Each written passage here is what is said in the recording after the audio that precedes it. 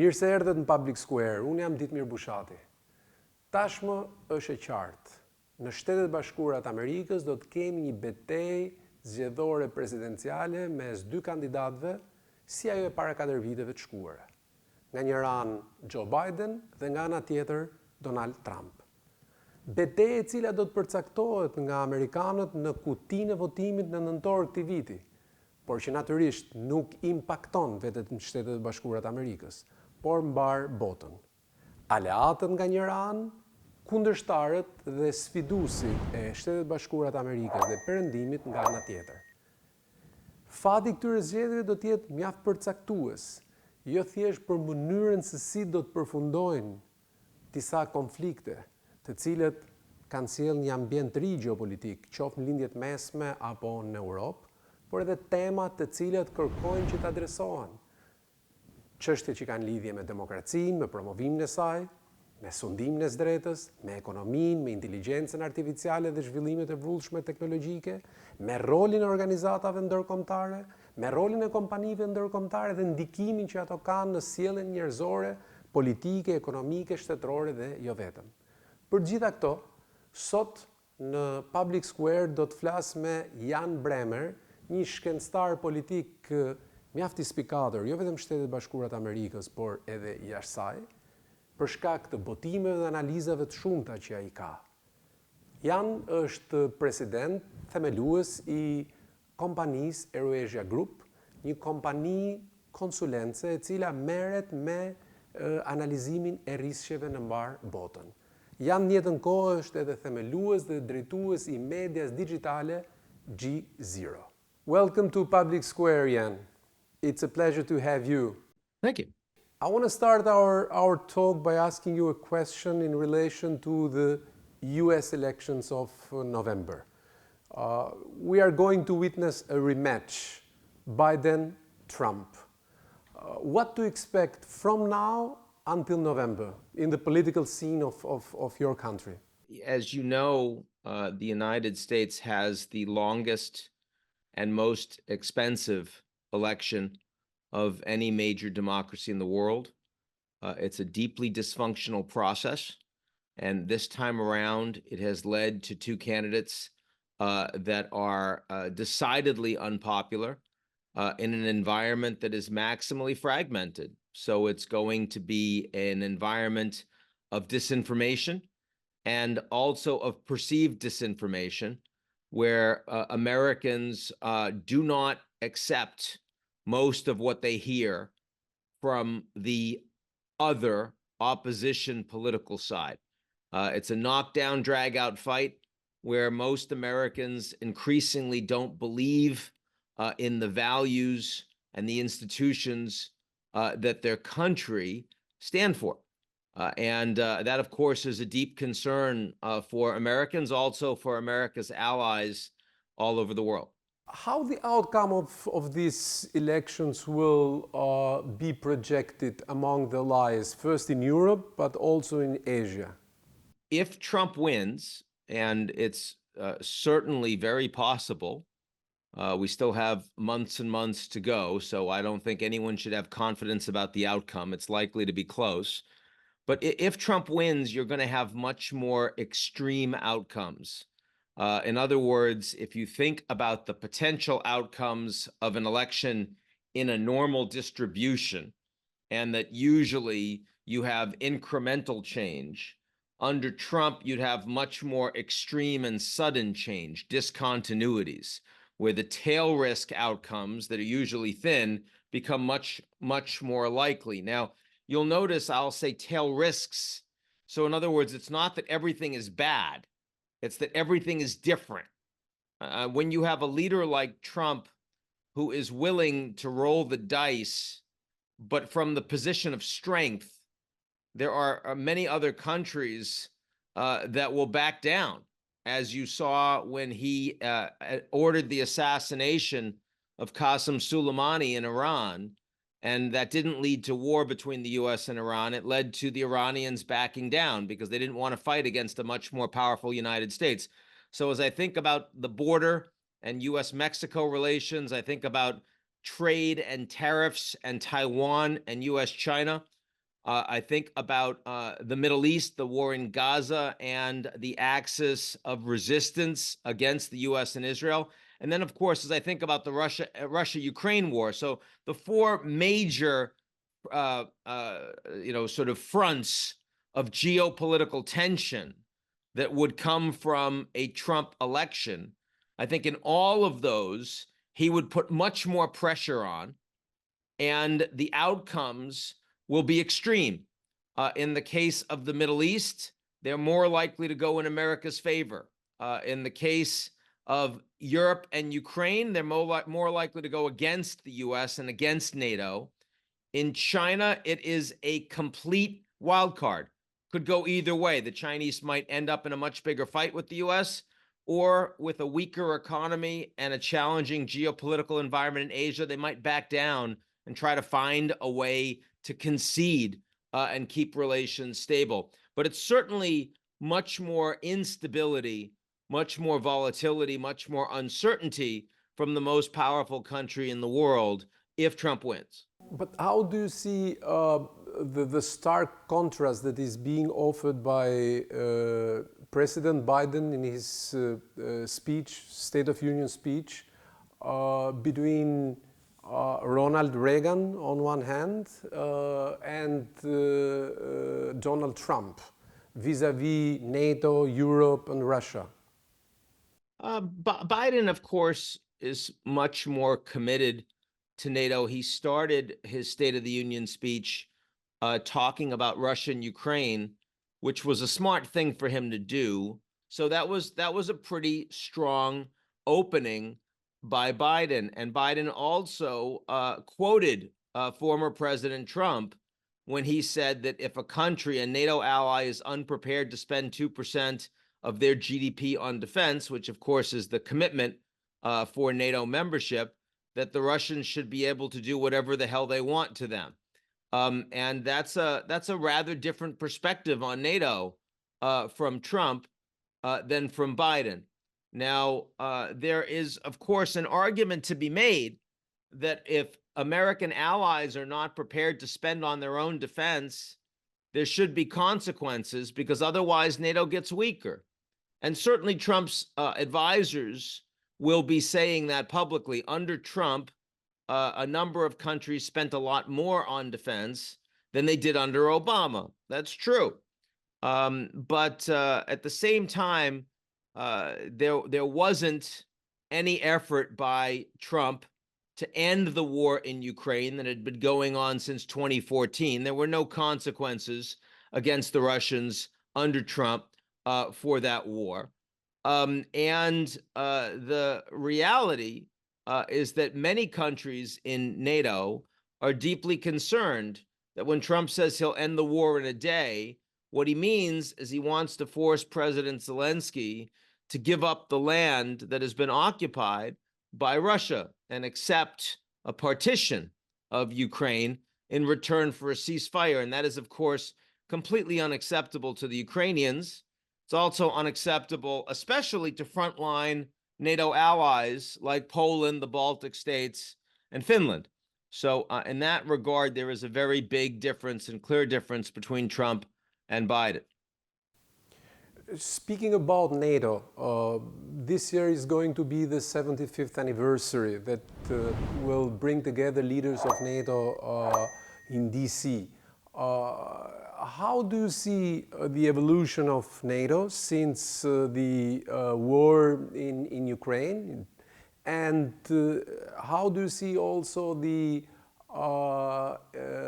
initiatives of President Macron, or the so-called new doctrine of France vis-a-vis the eastern part of Europe? How is this viewed in Washington, and especially his idea for a possible boot on the ground in Ukraine?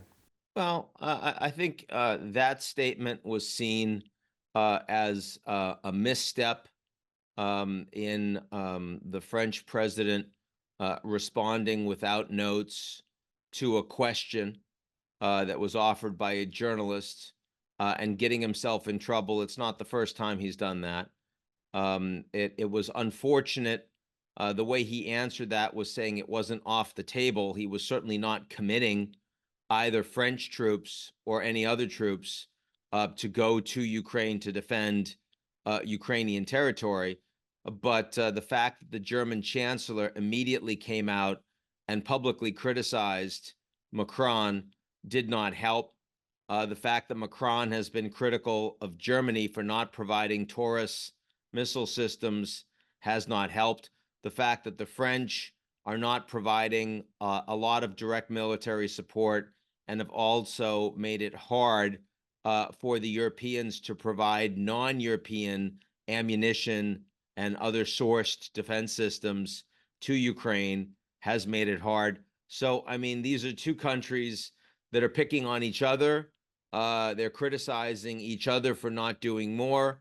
And ultimately, the NATO alliance suffers and Ukraine suffers. Last year, we had what I would consider peak NATO. NATO was at its strongest that we've seen in decades. NATO was getting weaker before Russia invaded Ukraine in 2022. Despite the war that started in 2014, the Europeans weren't spending. They certainly weren't moving to bring Ukraine or Georgia into NATO anytime soon. And the Russians were taking advantage of that. And then the Russians did the one thing that they never should have done. They, you know, as Sun Tzu says, don't interrupt your adversary when they're making mistakes. NATO was getting weaker. It was getting less aligned. France was talking about strategic autonomy. Trump was saying, well, maybe I shouldn't be committed to these guys. And then Putin invades Ukraine, and that brings NATO closer together. And it makes Sweden and Finland want to join NATO. They hadn't wanted to join before. It makes everyone want to spend more money. It makes the Germans talk about the Zeitenwende, the turning point. They commit to 2% of GDP spend. They start sending Leopard tanks to the Ukrainians. No one would have ever expected that. This was after they were sending helmets to begin with, right? And blankets, that was it. I mean, it's a very, very different perspective. But 2 years later, the Russians care more about Ukraine. They're more patient, and they're willing to take more pain than most, not all, but most NATO allies. And so, unfortunately, that peak of NATO that we saw in 2023, we are not seeing in 2024. And certainly, depending on the U.S. election, in particular in November, we may be in a lot of trouble, NATO may, after the 75th anniversary. And how do you see the efforts by EU member states on establishing an EU defense community? Do you see a side event in this respect? You have frontline countries. You mentioned Poland and Baltic countries that are spending more in defense, but there are also discussions and initiatives to spend in a joint way through an EU community of defense. In the past, I know you have been analyzing the resilience of European Union through different crises. So, do you think that Europeans will be able to have a defense community, like they have a trade community, like they think they have a political community? I think they do have a political community in the EU. I think it's proven itself to be the most successful experiment of supranational governance in the world today. And you're right, it's gotten stronger in response to crises, in response to Brexit. It got stronger, and the willingness of the Europeans to make fiscal transfers from wealthy European countries to poorer is much greater today than it was before Brexit. It got stronger in response to the pandemic and the ability of the Europeans to ensure that vaccines were available across the EU space, which they didn't have before. That was really important. It got stronger in response to the Russian invasion of Ukraine, as you saw a common energy policies put into place that helped to drive greater efficiency of European energy use, as well as transition energy away from Russia very quickly towards the United States, the Middle East, and other LNG providers, other providers of other types of energy. All of that has been positive for the EU. But on the defense side, this is late and it's little. And so while I welcome von der Leyen's announcement at the Munich Security Conference that there should be a defense commissioner, and the whisper is that Radek Sikorski, the foreign minister of Poland, a country that is frontline and spends some 4% of their GDP on defense, would be the first commissioner. I think that's, generally speaking, a welcome development to strengthen European defense capabilities. But Macron and his idea of strategic autonomy for France, and his idea that the French nuclear capabilities, an umbrella, especially since the UK is no longer in the EU, would play a leadership role in the EU on defense, is something that makes many other European countries very uncomfortable, especially European countries that feel like they need to be more aligned, not less, with the United States. And so, no, I'm skeptical that the calls for a defense commission are going to be sufficient to make a difference, a meaningful difference, even though they will move the needle incrementally when we talk about the future of Ukraine or when we talk about the future of NATO. Yeah, I don't think that's going to be a success along the lines of the others that I've mentioned. Speaking about Biden's foreign policy and the dichotomy between democracy and authoritarianism, and he referred also in the State of Union speech again to this theme. Don't you think that the policy of appeasements that we have seen by US in different spots of the world has weakened somehow, or has put into question mark also the true commitment of US to democracy around the world? When you say the policies of appeasement, can I ask which you're talking about? For instance, dealing with countries in the global south, which do have a different viewpoint about global affairs, with pivoting countries or countries that are in between, like GCC countries, India, Turkey. Usually, frequently when we talk about appeasement in the United States, we're talking about, Chamberlain and his policy towards the Nazis, which was basically, well, you take a small amount of territory, the Sudetenland, and in return, maybe you won't bother us in the future. So you're talking about it more broadly in the perspective of America's willingness to do good business with countries that aren't democracies.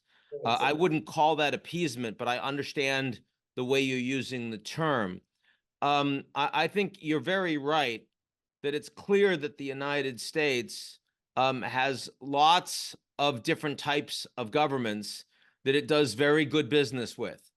I mean, Israel has been the strongest democracy in the Middle East, but it isn't anymore. And the willingness of their prime minister to subvert the legal system, to undermine the free press, to illegally expand settlements in the West Bank, really makes Israel into less of a functional democracy, but it hasn't affected US policies towards Israel and the strength of the alliance at all. Saudi Arabia, after the assassination of Jamal Khashoggi in Turkey, the US froze relations with the Saudis for a short period of time, but that relationship has come back certainly as strong as it was before. I would argue even stronger than it was before, but Saudi Arabia is not a democracy. It's a monarchy, and they certainly don't reflect a level of respect for human rights that advanced industrial democracies generally consider part of their system. So I understand what you're saying. Now, of course, at the same time, the United States is not a very good example of a representative democracy today. Not in terms of the way it runs its election, not in terms of the way that the mainstream media is captured by political and corporate and profit-making interests. Certainly not in terms of the events of January 6th and what we've seen for an impeachment process that is broken, 91 indictments that don't seem to matter in terms of election capabilities of Donald Trump. So I don't think the United States is in a very good position to start lecturing to other countries about what kind of values that they should hold. And this is even before I talk about Afghanistan or Iraq, or Guantanamo, or any of these other cases. I mean, Canada's in a good position to lecture other countries. The Nordic states are in a good position. Japan, South Korea, I mean, there are definitely advanced democracies whose leaders would be well positioned to say that we should differentiate between authoritarian states and democracies. Maybe the United States had that position in 1989 when the wall fell. And of course, Joe Biden wasn't such a young man back then. So he has that experience. But in 2024, I think the idea that an American president would say that the U.S., is going to distinguish between democracies and authoritarian regimes, it's not very credible. It doesn't reflect reality. And of course, when Trump was president, it would have been laughable for him to say something like that. That's the opposite of what drove his foreign policy. So it's also not coherent or consistent when we think about the United States. When we analyze the two main conflicts nowadays in the Middle East, Gaza and Ukraine, we see quite a paradoxical situation. In Ukraine, we have seen Russia being very much isolated from the rest of the world. From the West. From the West. From the West, yes. From the rest of the world. Yes, Only from the West. Yeah, from the West. I fully agree with you. And then when we see US in the Middle East, and if I refer here also to several votings at the UNGA, you see the West being divided and fragmented, and US in most of the cases isolated from a majority of the countries. The United States. Yeah, the US, United yeah. States being isolated. Most of the Europeans are not voting with the US, as you know. Yes, but also Europeans are divided, because in some of the resolutions you see France and Germany not on the same page. So my first question, referring also to the theory you have developed a decade ago, G0 concept. My first question is in relation to the Middle East interregnum. So it seems to me that US has lost the leverage it used to have in that part of the world, but there is a vacuum that is not being filled properly by other forces, namely Russia or China. Completely agree. And then you have also Ukraine, where the role of US is instrumental, but some of the commitments are not being materialized. How do you see this year in this respect? So we are going to have more geopolitical storm or opportunities, according to your assessment? Yeah, I mean, it's a geopolitical recession. It's an environment where the balance of power does not reflect the architecture, the institutions. That's what the G0 is. And it's playing out very clearly in the Middle East. It's playing out somewhat clearly in Ukraine, less so in the first year of the war, more so now. And, now you're seeing the Russians taking more land.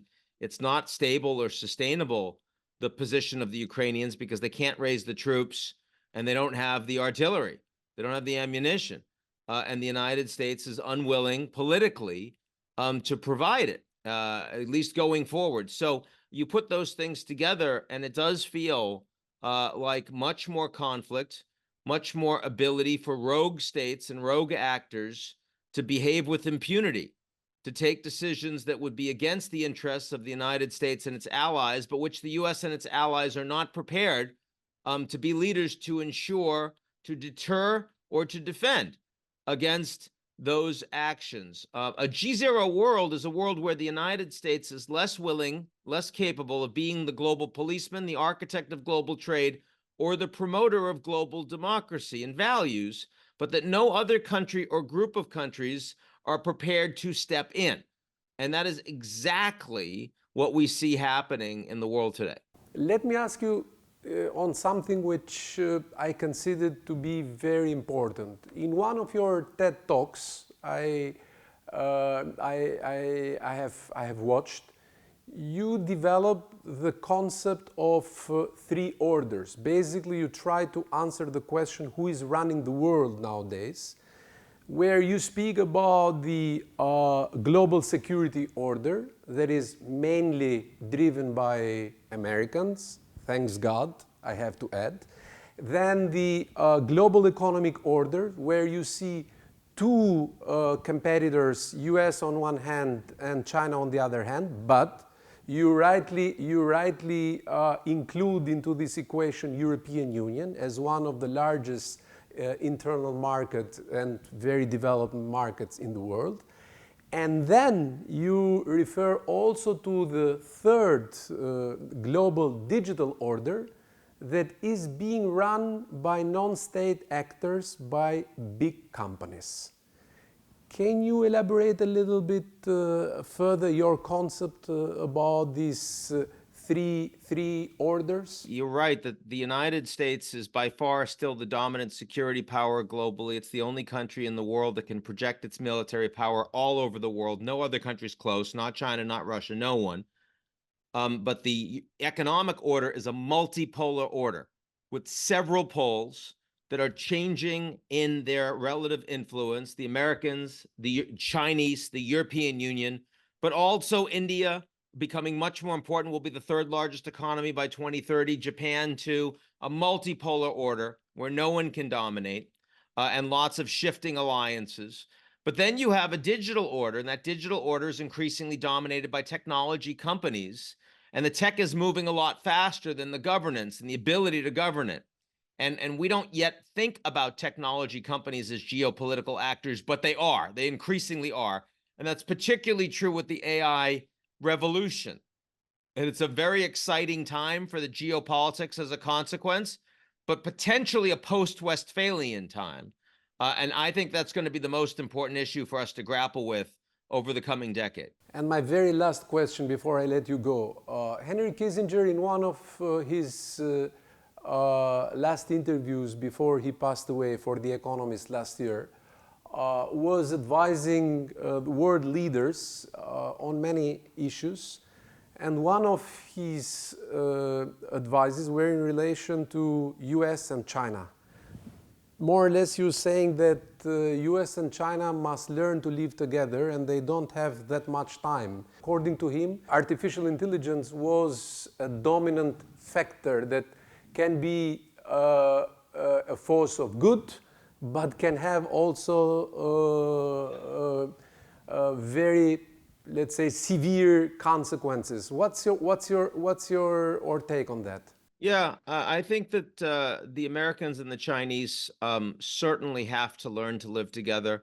There's massive interdependence between the two countries, though the level of that interdependence does change over time. And right now it is decreasing incrementally for a number of structural reasons, some of which are political, some of which are not. AI, to the extent that the Americans and the Chinese are the two dominant powers in the world driving AI, that is going to be essential to the relationship, but it's unclear whether the governments will have a lot of say. Certainly in the United States, it's unclear. In China, it may be more clear, but the more say the government has, perhaps that chills the sector. Perhaps it prevents the Chinese from becoming world-class in AI, as they are worried about what AI could do with their citizens and undermining an authoritarian regime. So, I mean, I think that, Henry Kissinger, who I used to speak with all the time, recognized the transformative importance of AI, but it was still in its infancy when he was writing about it. It has now evolved significantly, even in the months since he's passed away. And it's not clear whether the US and China will be the two dominant powers in AI, or whether we'll be thinking about it much more in a fragmented way with a large number of non-state actors that governments aren't able to control. And in that regard, if that becomes true, the role of the governments in the US and China will be at the margins. They won't be decisive. Thank you very much, Ian. It was a pleasure to have you on. Sure, I'm happy to do it.